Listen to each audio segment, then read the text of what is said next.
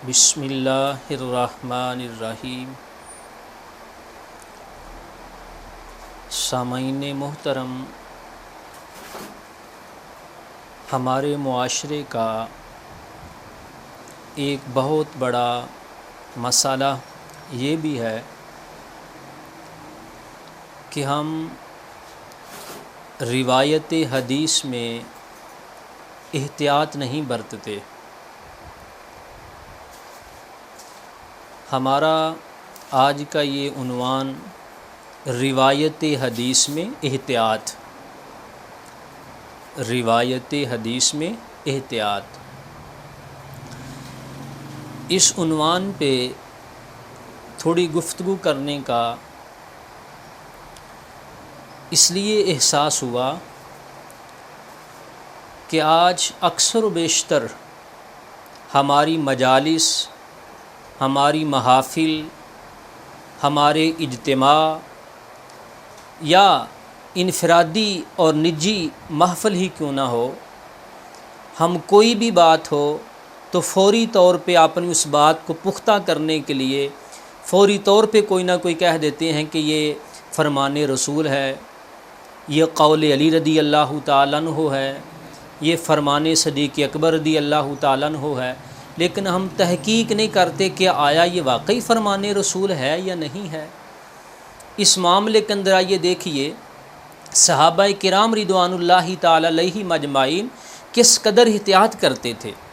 جب ان عظیم ہستیوں نے احتیاط کی، پھر میں اور آپ تو کسی کھاتے میں نہیں جاتے۔ ہم آپ کے سامنے ایک روایت سامنے رکھتے ہیں۔ نبی کائنات آقائے دو جہاں سرور کون و مکان صلی اللہ تعالی علیہ وآلہ وسلم کی صف اصحاب میں سے عظیم صحابی، خلیفہ دویم، امیر المومنین جناب سیدنا عمر فاروق رضی اللہ تعالی عنہ کی خدمت میں ایک دوسرے صحابی حضرت ابو موسیٰ اشعری رضی اللہ تعالی عنہ حاضر ہوئے۔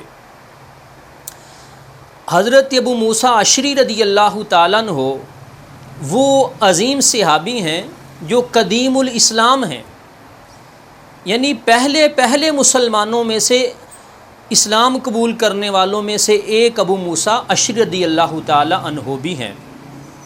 نہ فقط قدیم الاسلام بلکہ یہ وہ عظیم صحابہ میں شامل ہیں جنہوں نے ہجرت حبشہ کی اور پھر ہجرت مدینہ بھی کی۔ دو ہجرت کرنے والے یہ عظیم صحابی ہیں حضرت ابو موسیٰ اشعری رضی اللہ تعالیٰ عنہ۔ یہاں تک ہی نہیں بلکہ بصرہ کے یہ حاکم تھے، اور پھر حضرت علی رضی اللہ تعالیٰ عنہ اور جناب امیر معاویہ رضی اللہ تعالیٰ عنہ کے درمیان جو صلح ہوئی تھی، تو حضرت علی رضی اللہ تعالیٰ عنہ کی طرف سے جس شخص کو پیش کیا گیا تھا صلح کروانے کے لیے، ان میں حضرت ابو موسیٰ اشعری رضی اللہ تعالیٰ عنہ کا نام صف اول میں شامل تھا۔ یہ وہ عظیم صحابی، اتنی خوبیوں کے حامل، وہ عرض کرتے ہیں کہ میں جناب سیدنا عمر فاروق رضی اللہ تعالیٰ عنہ کی خدمت میں حاضر ہوا تو میں نے ان کے دروازے پہ جا کے یہ آواز دی، السلام علیکم، تو اندر سے کوئی جواب نہ ملا۔ تھوڑی دیر کے بعد میں نے دوبارہ السلام علیکم کہا، پھر کوئی جواب نہ آیا، تو پھر میں نے 6 بارہ یعنی تیسری مرتبہ بھی میں نے عرض کیا السلام علیکم، اندر سے کوئی جواب نہ ملا۔ تو میں 3 دفعہ سلام کرنے کے بعد واپس چلا گیا۔ جب میں واپس گیا تو اتنی دیر میں امیر المومنین جناب سیدنا عمر فاروق رضی اللہ تعالیٰ عنہ اپنے دروازے پہ تشریف لے آئے۔ تو مجھے واپس جاتے ہوئے دیکھ کر آپ نے ایک خادم، ملازم اور ایک شخص کو بھیجا کہ جاؤ اس کو بلا کر لاؤ۔ جب مجھے بلایا گیا تو مجھ سے یہ پوچھا گیا کہ اتنی دور سے آئے، سلام کیا اور سوال بھی نہیں کیا اور ایسے ہی چلے گئے؟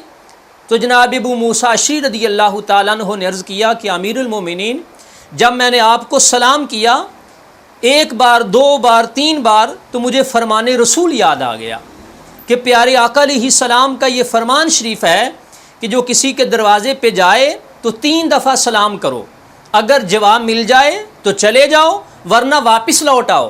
تو حضور میں نے 3 دفعہ سلام کیا، آپ کی طرف سے کوئی جواب نہ ملا تو میں واپس آ گیا۔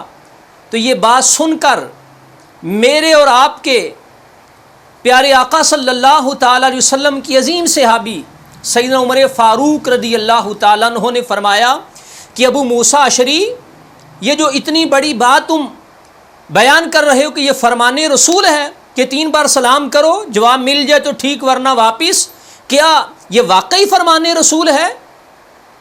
اس پر تمہارے پاس کوئی گواہ ہے کہ اللہ کے رسول کا یہ فرمان ہے؟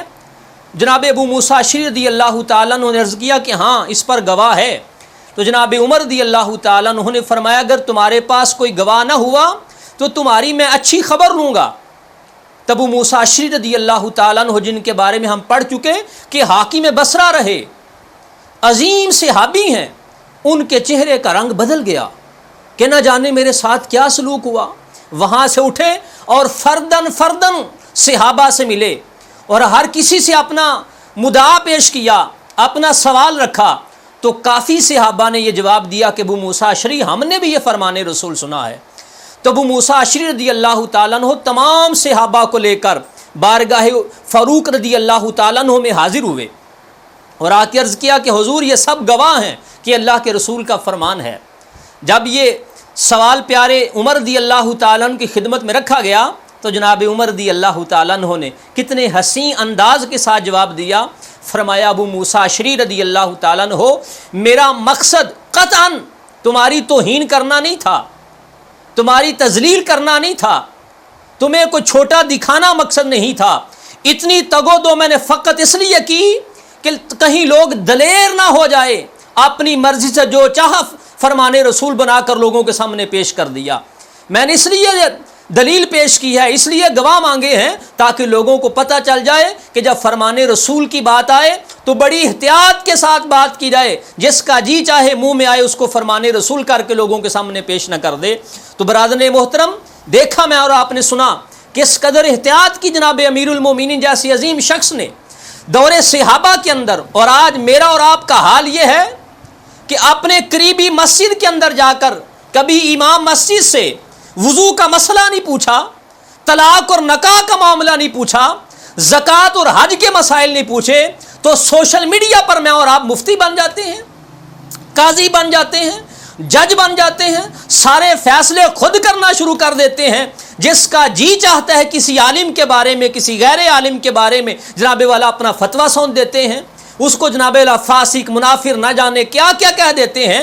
یہ مسئلہ کبھی جا کر اپنے قریبی مسجد کے اندر جا کر نہیں پوچھا کہ جناب والا یہ مسئلہ کیسے ہے، تو سوشل میڈیا پہ ہم قاضی اور مفتی بن جاتے ہیں۔ تو اس انداز کے ساتھ دیکھیے کہ روایت حدیث کے اندر کس قدر احتیاط کا مسئلہ ہے، اور ہم تو جناب والا میسج بھی کر دیتے ہیں، نیچے فرمان رسول بھی، اور پوچھا تک نہیں ہوتا۔ ادھر اللہ کے رسول کا فرمان یاد رکھیں کہ پیارے آقا علیہ السلام نے فرمایا جس نے میری طرف ایسی بات منسوب کی جو میں نے نہیں کہی تو فرمایا اس کا ٹھکانہ جہنم ہے۔